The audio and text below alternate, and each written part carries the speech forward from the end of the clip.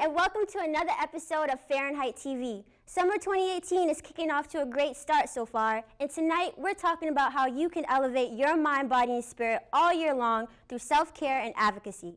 We have some extraordinary guests in the house, and I can't wait for you to connect with them and learn about their greatness. Coming to you live here at BNN Studios in 5, 4, 3, 2, 1. Stay tuned. Fahrenheit TV. Fahrenheit TV is a live monthly variety show that showcases people's greatness through narratives and artistic expression. We're back this summer to bring you more live, sizzling talk and entertainment to uplift your soul. Tune into our live episodes here on BNN TV or subscribe to our YouTube channel. Be sure to follow us on social media to keep up with all our latest news. We hope that you'll tune in.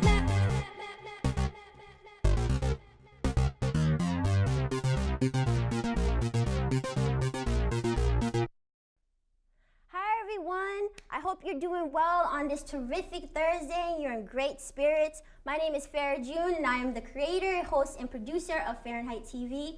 How is summer 2018 treating you so far? I hope that you're taking advantage of the nice weather, you're hanging out with your friends, your family, hopefully going to the beach, sleeping in. But most importantly, I hope that you're practicing self-care.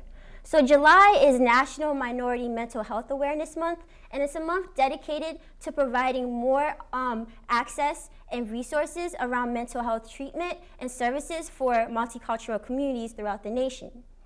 It was established in 2008 by the House of Congress, inspired by the work of B.B. Moore Campbell, who was actually an author, the co-founder of the National Alliance Mental Illness Institute in LA, and an avid advocate for mental health education and treatment for diverse communities.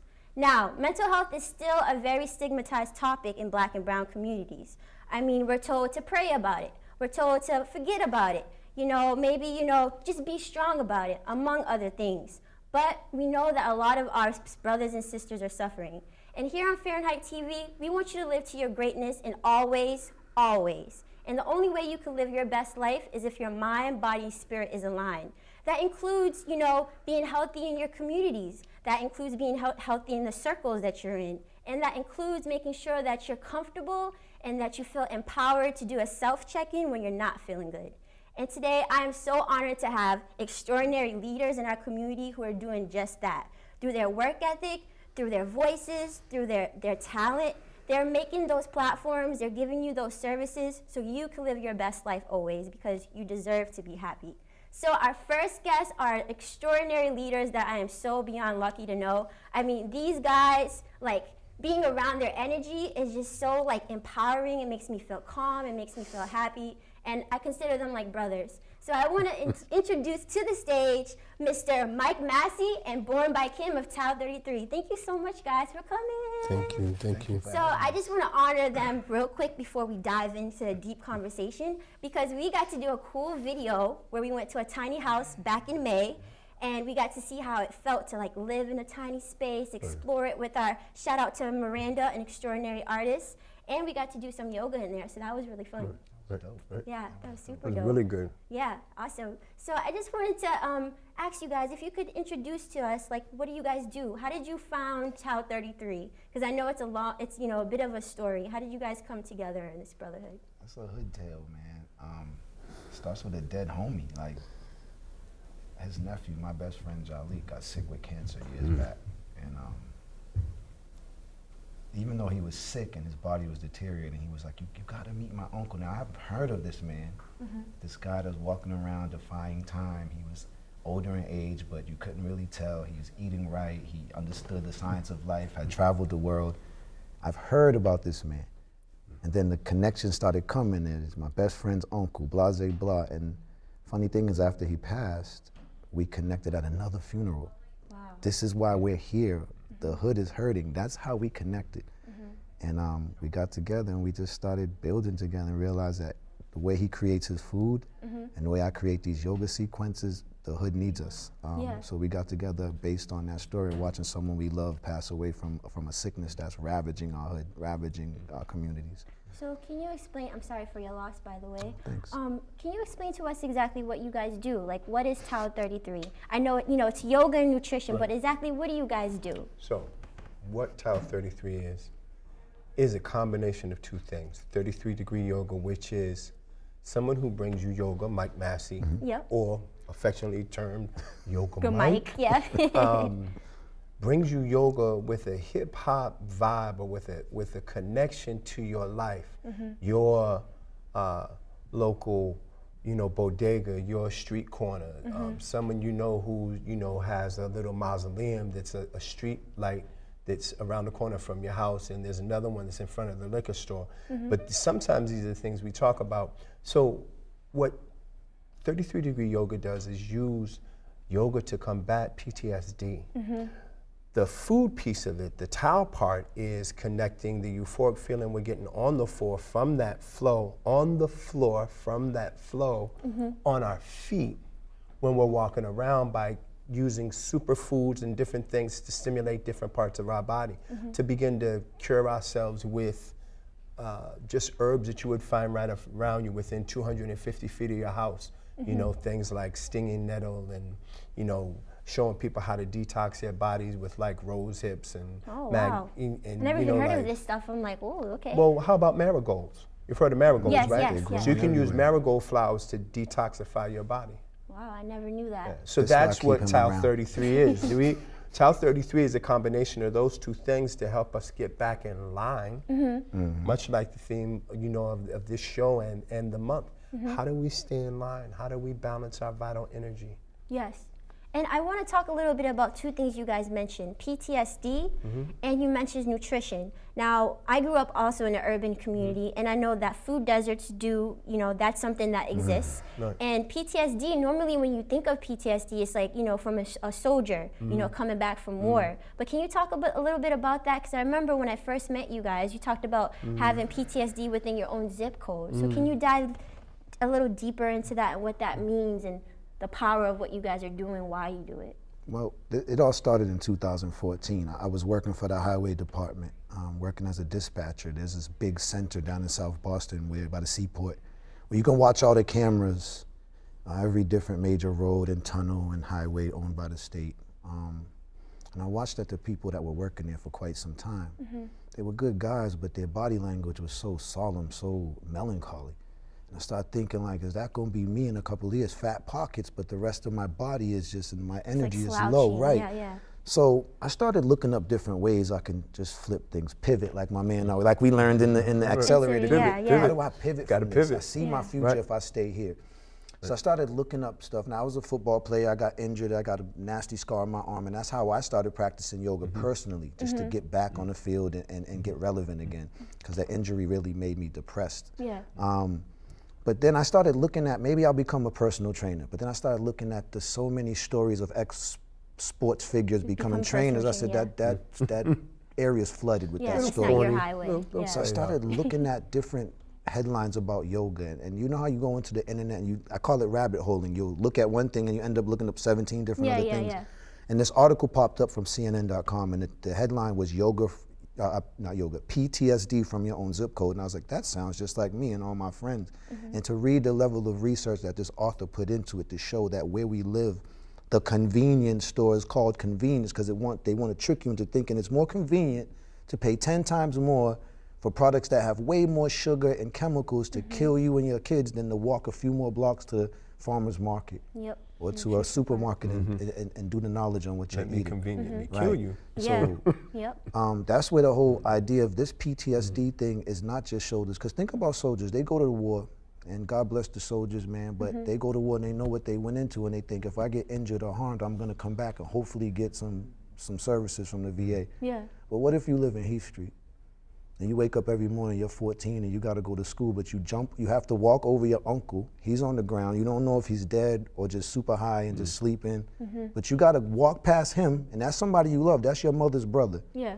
And you gotta still make it to school and pass an MCAS. Yeah. If that ain't stress, if that ain't post-traumatic stress disorder every day that can't shut off, I don't know what is. But like I said, these are our friends and families that suffer from this, me included, him included, from the things we've seen. We talked about this before we come on the show.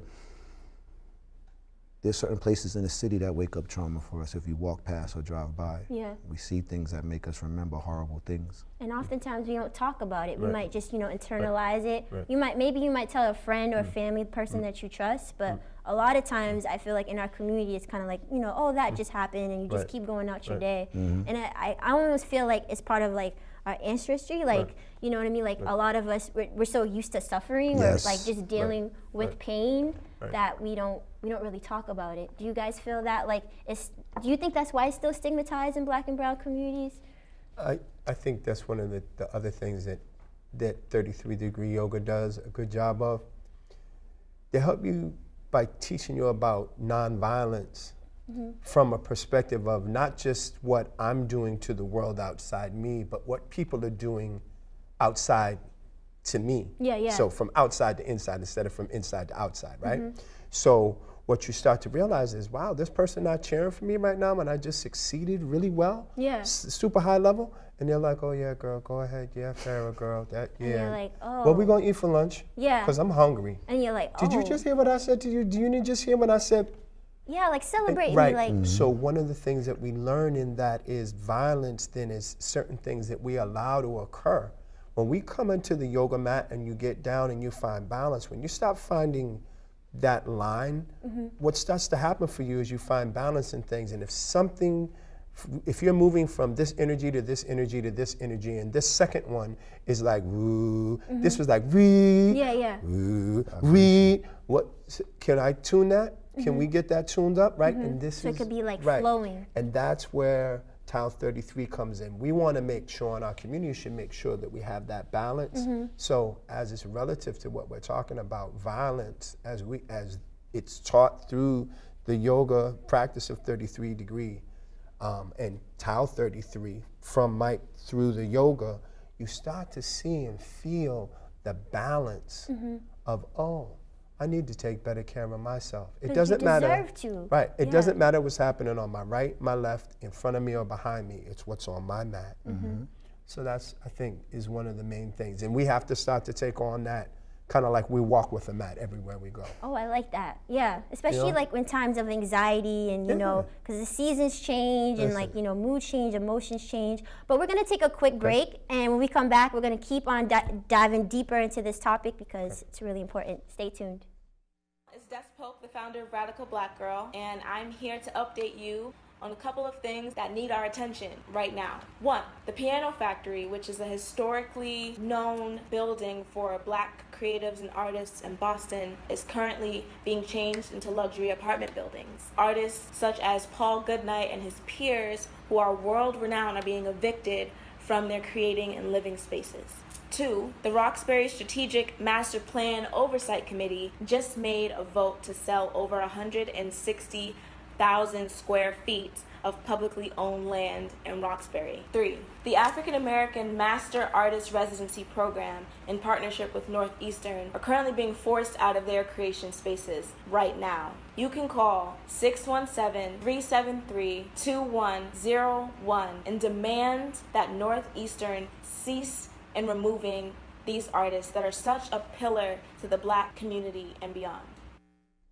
Hey guys, thank you so much for tuning in. I hope that you heard that message. It's very important. There's a lot of things going on in our community, but one of the things that's happening is mental health is still stigmatized, is still an issue. So I wanted to talk to you guys about an album that we all of us like, that we were listening to one day. Came out this year from an artist named J. Cole.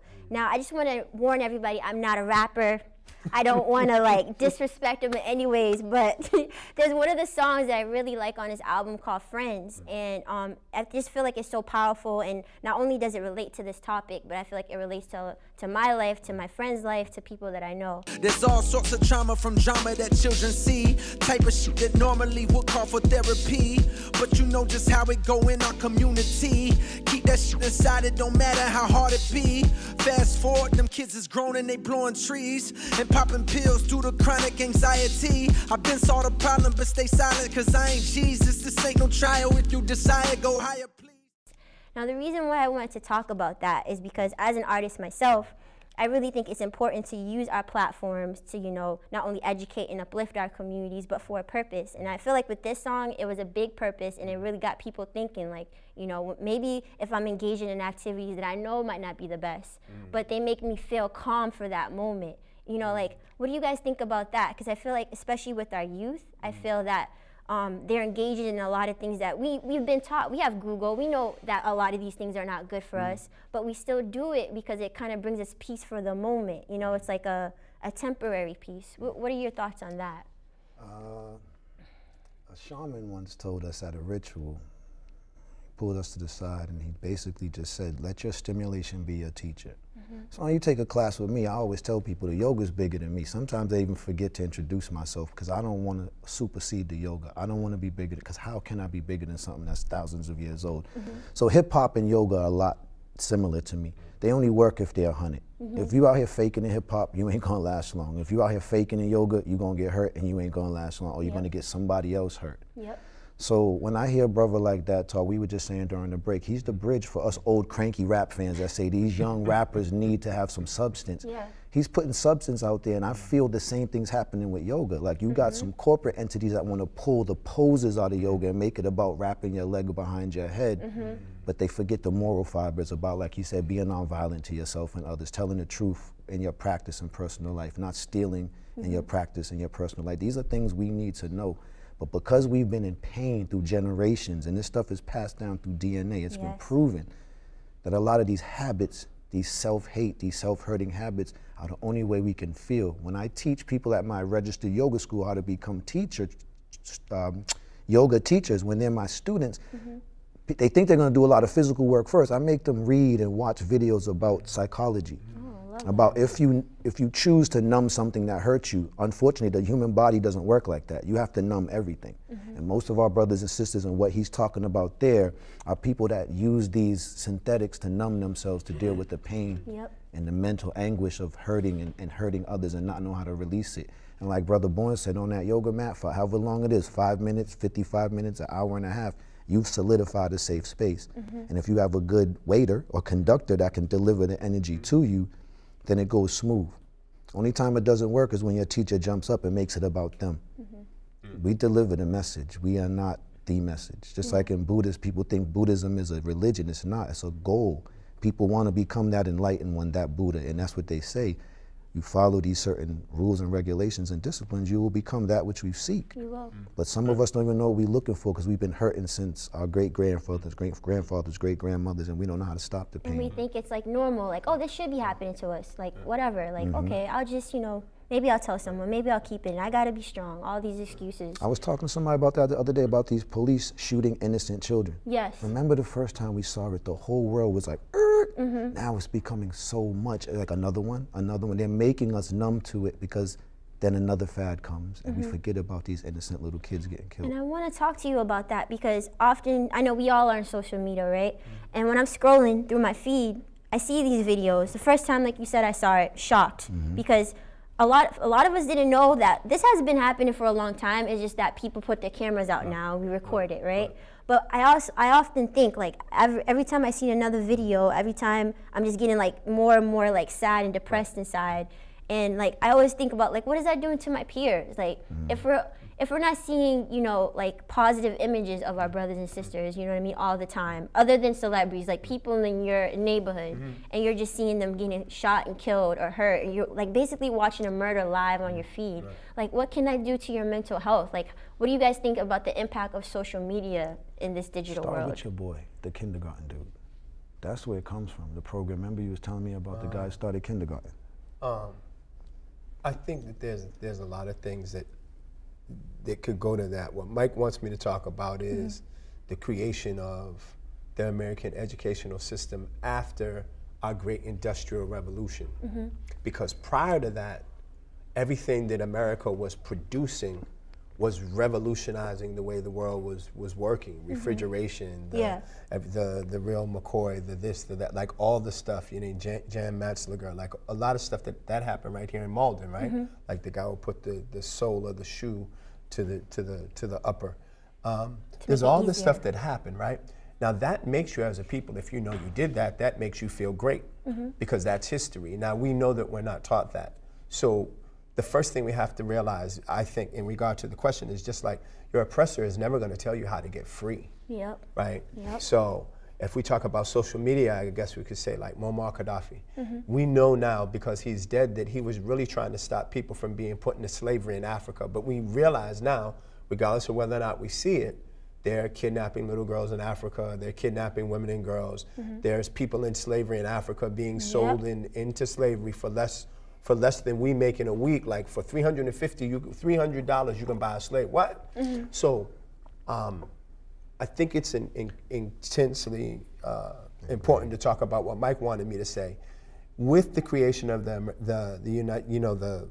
educational system in America, what happens is the system is made for you not to be smart, right? It's inferior for you.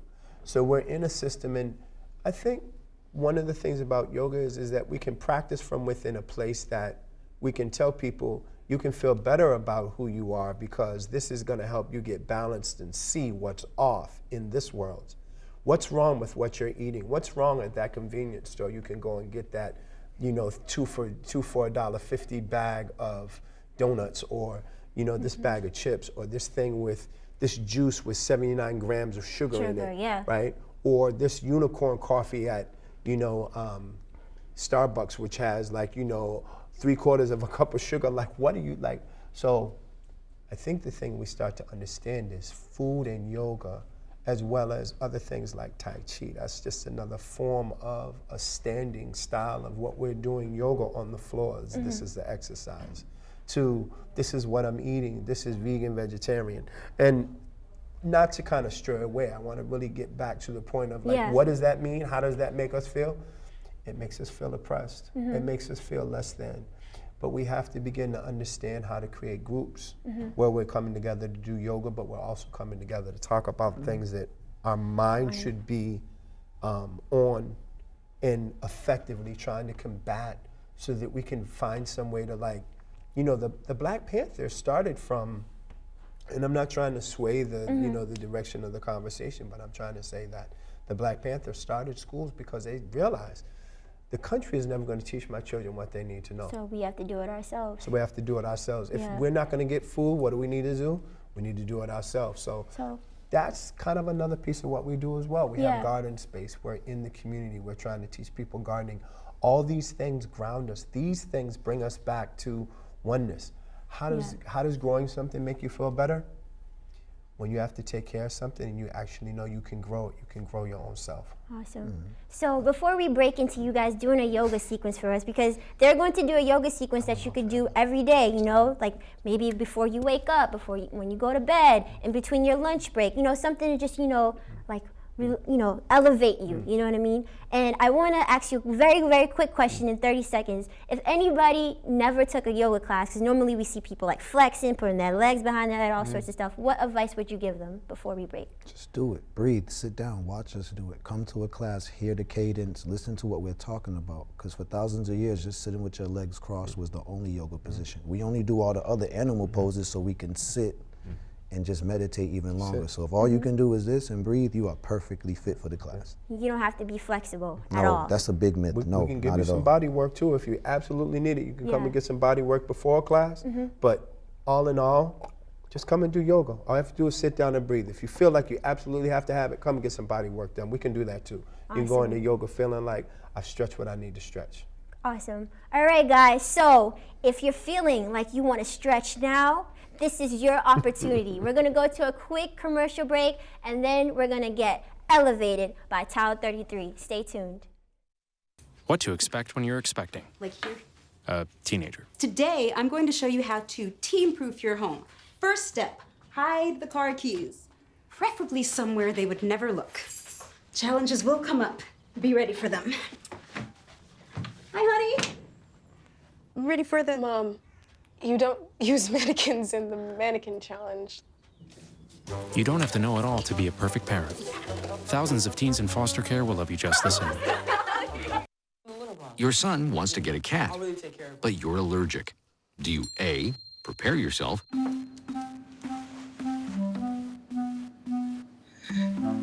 B, make the best of it. C squared equals 25. Good job. Or C, find a loophole. When it comes to parenting, there are no perfect answers, but that's okay, because you don't have to be perfect to be a perfect parent. Teens in foster care will love you just the same. Fahrenheit TV. All right, so when dealing with yoga, the first thing we want to do, as we spoke about in the previous segment, is you want to get aligned. That's the whole purpose of yoga. It's not to put your leg behind your head or to stand upside down on your pinky. Let's get our feet really flat. Let's spread our toes as wide as they can spread. Let's ground through the centers of our heels. Let's draw our bellies up and in to protect our lower back and spine. Take our hands in front of our hearts into Anjali Mudra or prayer style. Drop your chin to your chest. Let's release the back of the neck and shoulders for a moment and take about 4 to 5 breaths, building an intention for this short practice. What is the purpose of you being here? What are you looking to become? Nice deep breaths in and out the nostrils. Make sure your breaths are even and calm. Stay with me for 2 more. Once more, and let's get ready to transition. Hands to your hips now. Keep your right foot grounded into the earth. Inhale, gently lift your left foot, bend your left knee. As we exhale, shift your chest forward, step your left toes back as far as they'll go. Bend your front knee, drop your back knee to the earth. Make sure your right knee is stacked safely above your right ankle. Point your left toe behind you. Imagine a ball just rolled up to your big toe. Reach down and grab that ball with all 10 fingertips. As we inhale, use your legs and core to reach up, drawing belly in again to protect your back. You can stay here if you choose. Otherwise, on the next exhale, shift your hips and knee forward, gently reach your fingertips and crown backwards, bending your spine forward, opening your chest and breathe.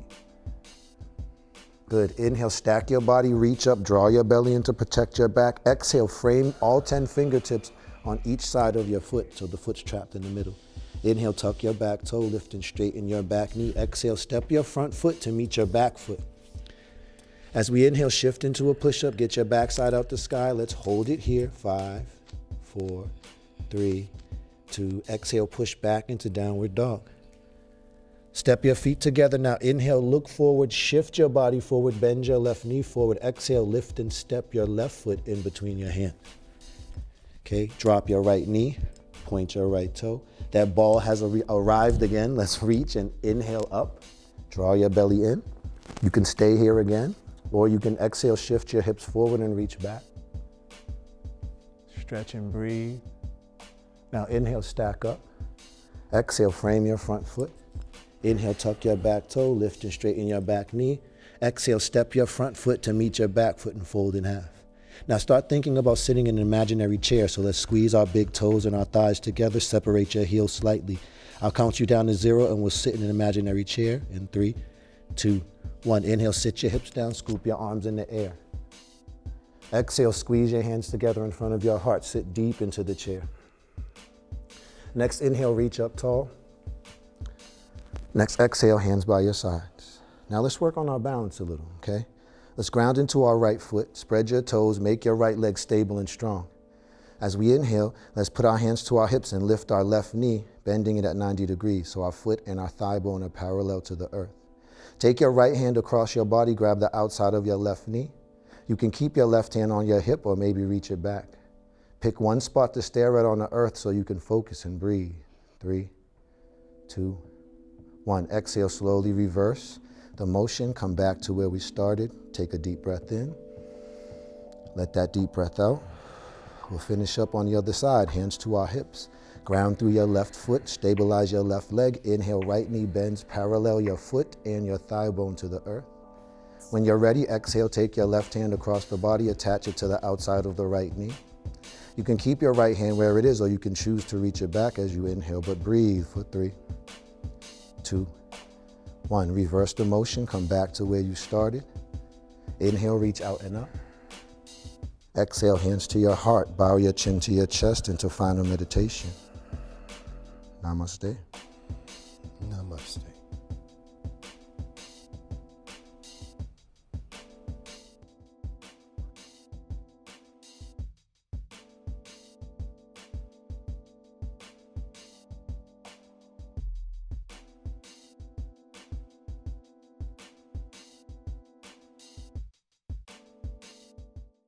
Fahrenheit TV.